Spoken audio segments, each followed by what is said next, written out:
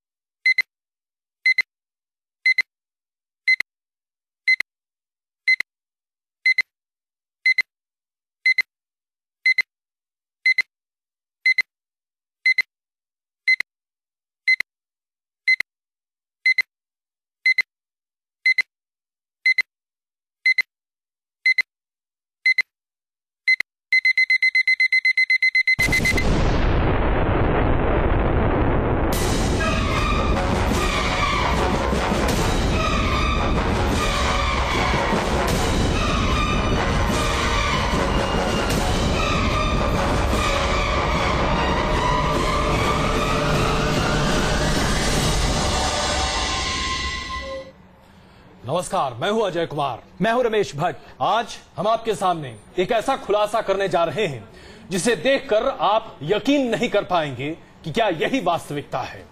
हम आपको ये सोचने के लिए आज मजबूर करना चाहते हैं कि जिस कानून व्यवस्था पर आप यकीन करते हैं, जिस न्यायपालिका के दिए हुए फैसले को आप भगवान का फरमान मानते हैं, उसके कार्यान्वयन में, उसके कार्यान्वित किए जाने की पूरी प्रक्रिया में कितनी तरीके की खामियां हैं।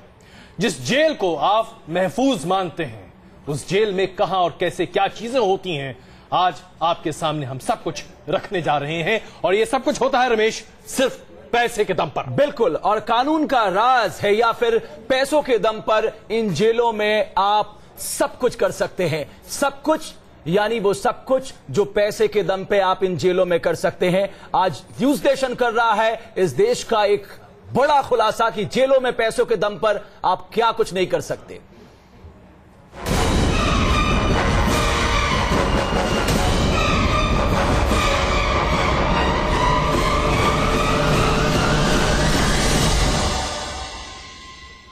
तो आइए शुरुआत करते हैं ऑपरेशन काला पानी का। ऑपरेशन काला पानी यह हमारी पड़ताल का वो नाम है जिसे हमने दिल्ली और उत्तर प्रदेश की कुछ जेलों में अंजाम दिया है। इस खास पेशकश के दौरान हम आपको दिखाएंगे कि कैसे दिल्ली और उत्तर प्रदेश की जेलों के अंदर कैदियों और जेल स्टाफ की जबरदस्त मिली भगत है। सब कुछ वहां पर एक अंडरस्टैंडिंग के तहत किया जाता है। अंडरस्टैंडिंग यह शब्द आजकल अपशब्द बन गया है। और कैसे हमारे जेलों में जो कैदियों को रखा जाता है उन तक पहुंचती हैं सहूलियतें।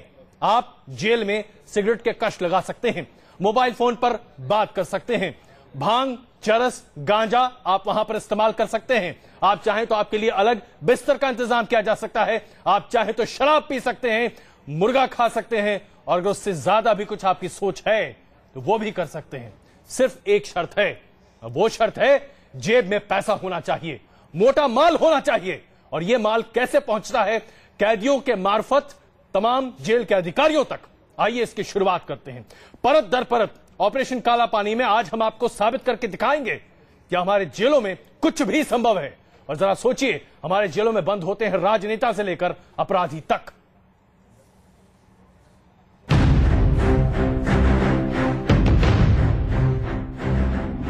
ऊंची चार दीवारी, कानून का सख्त पहरा और बाकी दुनिया से परे एक ऐसी जिंदगी जिसके हर पल पर होती है पैनी नजर।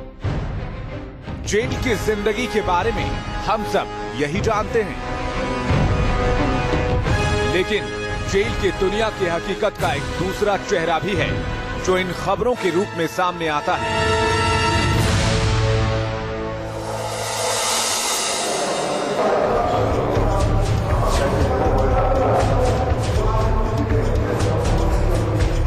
फिलहाल के दिनों में जेल के भीतर छापेमारी में कैदियों के पास से हुई बरामदगी हैरान करने वाली है। कैदी जेल के भीतर न सिर्फ जेल मैनुअल से अलग खाने पीने और ऐशो आराम की चीजों का लुत्फ उठा रहे हैं, बल्कि गांजा, चरस और अफीम जैसे ड्रग्स का इस्तेमाल करते पकड़े भी गए। यहाँ तक कि कई शातिर अपराधियों के पास से मोबाइल फोन भी बरामद किए गए। ये अपराधी मोबाइल के जरिए जेल के भीतर से ही रंगदारी और फिरौती के अपने नेटवर्क को चला रहे थे। पिछले दिनों जेल के भीतर अबू सलेम पर पिस्तौल से हुए हमले ने भी जेल के भीतर सख्त कानूनी पहरे के दावों की पोल खोल कर रख दी थी। पैसे और रसूख की बदौलत कैदियों को फर्जी तरीके से बीमार बताकर जेल की बजाय अस्पताल में रखने की खबरें भी कई बार सामने आ चुकी हैं। सवाल ये कि आखिर जेल के भीतर होने वाले इस गोरख धंधे के पीछे कौन है? कौन सा नेटवर्क है जो कैदियों को जेल के भीतर मोबाइल से लेकर ड्रग्स तक मुहैया करा रहा है? कौन है जिनकी वजह से अपराधियों के बीच से जेल का खौफ खत्म होता जा रहा है?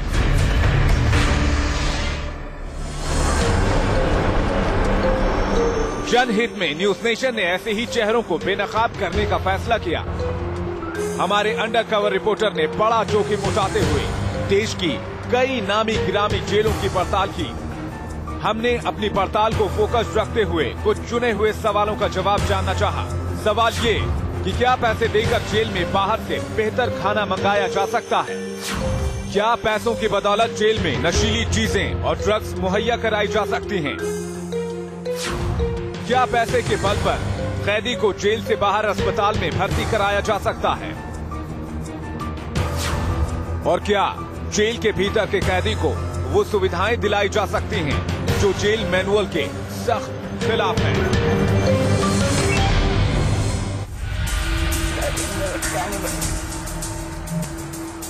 जनहित में इन सवालों का जवाब हासिल करना ही हमारा मकसद था और इसी के तहत हमारे अंडरकवर रिपोर्टर्स ने देश की सबसे सुरक्षित मानी जाने वाली तिहाड़ जेल से लेकर कई दूसरी जेलों की पड़ताल की और उनके खुफिया कैमरे में कैद चेहरे और तस्वीरें ये साबित करती हैं कि कैसे कुछ लोग कानून की वर्दी पहनकर उसी का मजाक उड़ा रहे हैं। कैसे ये नेटवर्क बेखौफ होकर जेल के भीतर कैदियों को सुविधा मुहैया कराने के नाम पर खुलेआम सौदेबाजी कर रहा है।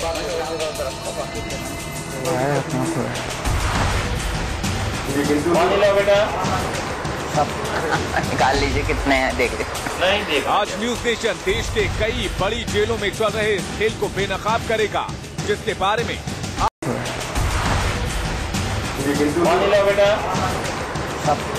निकाल लीजिए, कितने हैं देख लीजिए। नहीं देख। आज न्यूज नेशन देश के कई बड़ी जेलों में चल रहे इस खेल को बेनकाब करेगा, जिसके बारे में आपने सुना तो कई बार होगा, लेकिन टीवी पर देखेंगे पहली बार।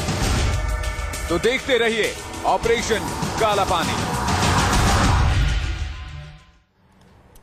तो ये तो अभी शुरुआत है, आगे आगे आप देखेंगे तो आप हैरत में पड़ जाएंगे कि इस देश में होता क्या है, इस देश में कैसे चल रहा है जेलों का काम।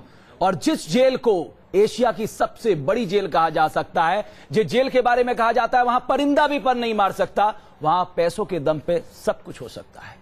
राजधानी दिल्ली की मशहूर तिहाड़ जेल, इस जेल के बारे में यही कहा जाता है कि यहां बिना इजाजत परिंदा भी पर नहीं मार सकता। लेकिन अपनी पड़ताल में न्यूज नेशन का खुफिया कैमरा जब जेल के अंदर पहुंचा तो उसमें कैद हुए कई सनसनीखेज खुलासे, और उन खुलासों के बाद खुली है इस सबसे बड़ी जेल की पोल कि यहां पैसों के दम पे क्या कुछ नहीं होता।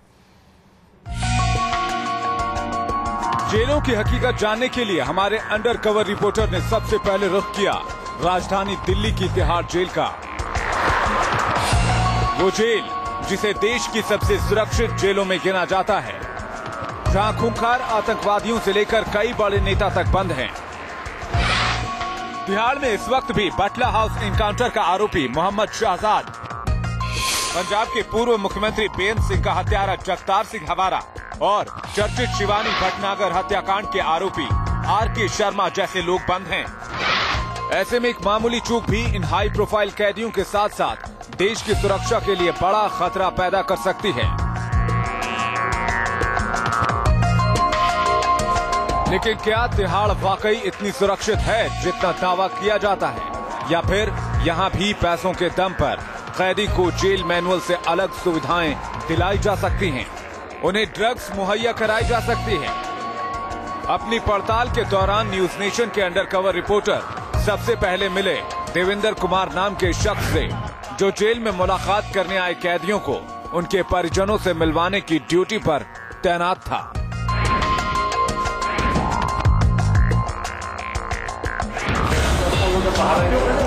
देवेंद्र कुमार तिहाड़ की जेल संख्या 3 के मेन गेट पर तैनात था। हमारे अंडरकवर रिपोर्टर ने देवेंद्र से कहा कि जेल के भीतर एक कैदी कुछ परेशान है। आप क्या बात कर रहे हैं? बताओ क्या बात क्या साहब? यही कैदी परेशान है, उसकी कैदी परेशान, मतलब थोड़ा सा ये आगे आराम मिल जाता। क्या परेशान है? परेशानी वैसे काम वाम करना पड़ेगा यहाँ पर, तो दिक्कत नहीं है। कौन सी जेल में? जेल का तो पता चली जाएगा कंप्यूटर को। कितने दिन हो गया? हो गए 4-5 दिन। कौन सी कोर्ट से बंद है? मैं जो बंद हूँ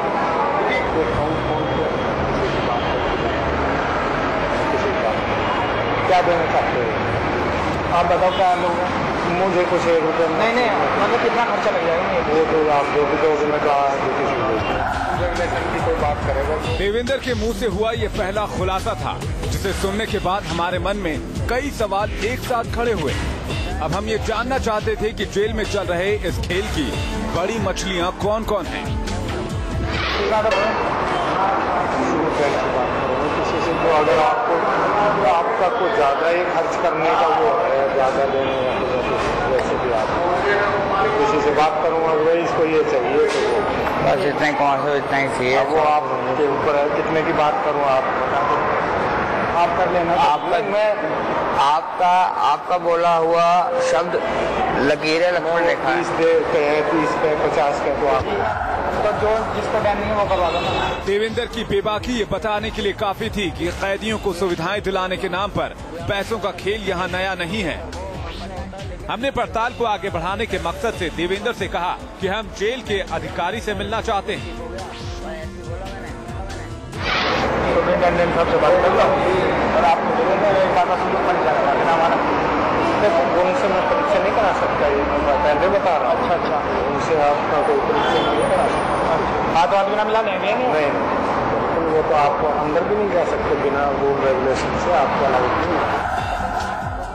देवेंद्र ने पहले पहल तो हमसे साफ इनकार कर दिया, लेकिन आधे घंटे बाद जब हम उससे एक बार फिर मिले तो इस बार उसके सुर कुछ जुदा थे। आप जो है बात करके आ जाओ फिलहाल। नहीं, मैं बात करके नहीं आऊंगा, मैं काम ही करके आऊंगा। मैं जाऊंगा, व्यवस्था हो जाएगी। हाँ, मैं जाऊंगा तो व्यवस्था करके जो भी रिजल्ट है। आपने 20 की बात करी, 20 आप दो, मैं जाकर वो करते हैं। मुझे कुछ नहीं आपसे वो नहीं, और मैं आपको 15 मिनट में आपको बताता हूँ। तो नौकरी का सवाल है, मैं यहाँ बात कर। अरे नौकरी कहाँ जा रही है? मैंने कई अफसर बोलते हैं, क्या करते हो? तो अफसर तो खुद ही ले रहे हैं। कौन लेगा? वो नहीं, यहाँ नहीं बैठे को कोई भी अफसर यहाँ 36 तरह के वो है। आप तो यहाँ मालिक ही हो? ना कुछ नहीं, सब अलग अलग चैनल बने हुए हो।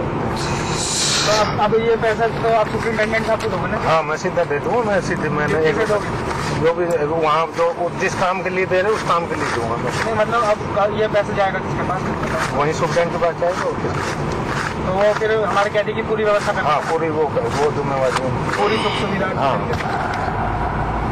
आप जल्दी दोगे तो ठीक है, आपके पैसे मुझे नहीं कुछ वो पैसा आना चाहते अभी दे देंगे। थोड़ा सा हमें भी विश्वास अपना आप आ जाएगा जब काम होगा तो आपका विश्वास अभी दे देंगे, 20 मिनट में दे देंगे। फिर देने का फायदा, मैं कोई बार थोड़ी उससे बात करूँगा, मैं बार नहीं करूँगा। एक बार कर लो ना। नहीं, मैं काम करके ही आऊँगा, जाऊँगा तो मैं ऐसी बात है नहीं, काम करके आऊँगा। या इनसे 3 सितारे वाले बैठे थे निरीक्षक साहब, इनसे बात करा देते हम, इन्हें भी दे देते। इनसे कोई रिजल्ट कुछ नहीं आएगा, मैं ना वो 1 रुपया लेंगे फिर से। हाँ, वो नहीं लेंगे, चलो उनसे कोई रिजल्ट नहीं आएगा जिस काम के लिए आप लेंगे। सुपरिटेंडेंट साहब है कौन? मैं अपना आपकी बात मैं कह दूँगा, बात कर लेना। चलो परिवार से मुलाकात तो करवा दोगे सुपरिटेंडेंट साहब से? एक बार मुलाकात तो हो जाएगी उनसे, वो फोन से आप बात कर लेना। चलो फोन से बात कर लेंगे।